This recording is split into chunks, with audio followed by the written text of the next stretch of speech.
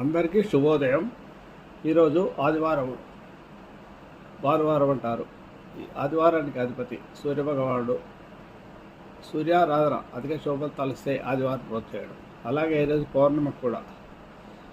ఈరోజు సూర్యగ్రహానికి సంబంధించిన నవగ్రహ స్తోత్రము జపా పుష్ప సంకాశం కాశ్యపేయం మహాద్యుత్యం తమోరిం సర్వ పాపగ్నం తోస్తు దివాకరం అనే స్తోత్రాన్ని 27 సార్లు జపం చేసుకుంటే ఆరోగ్య సమస్యలు ఉంటే తగ్గుతాయి. అలాగే ఆదిత్య ఉదయ పారాయణం సూర్యోదయ సమయంలో చేస్తే అధిక శుభఫలితాలు వస్తాయి. ముఖ్యంగా డి విటమిన్ తక్కువగా ఉండేవాళ్ళు ఉదయం సూర్యోదయ సమయంలో సూర్యుడు ఎదురుగా ఉండి ఆదిత్య ఉదయ పారాయణం చేయడం కానీ సూర్య నమస్కారాలు చేయడం కానీ చేస్తే మంచి ఫలితాలు, ఆరోగ్యం లభిస్తుంది. ఆరోగ్యం భాస్కరాజ్ చేత్ ద్వితీయేచ్ అని శాస్త్ర వచనం కదా.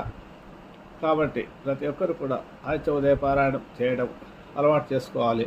పిల్లల చేత చిన్నప్పటి నుంచి ఆదిత్య ఉదయ పారాయణం చేయడం అలవాటు చేస్తే మంచి వృద్ధిలోకి వస్తారు. కీర్తి ప్రశ్నలు రవిగ్రహం కనుక జాతకంలో బలంగా ఉన్న రవిగ్రహ యొక్క అనుగ్రహం మనకు లభిస్తే జీవితంలో సంఘంలో పేరు ప్రతిష్టలు, గౌరవము, మంచి స్థితి, వృత్తి ఉద్యోగాల్లో మంచి ఆదరణ లభిస్తాయి.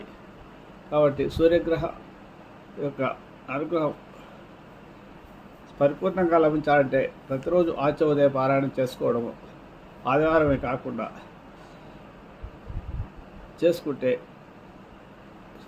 ముఖ్యంగా సూర్యుడు తనకారకుడు కాబట్టి శరీరానికి సంబంధించిన అనేకమైన అనారోగ్య సమస్యలకి బయటపడతారు.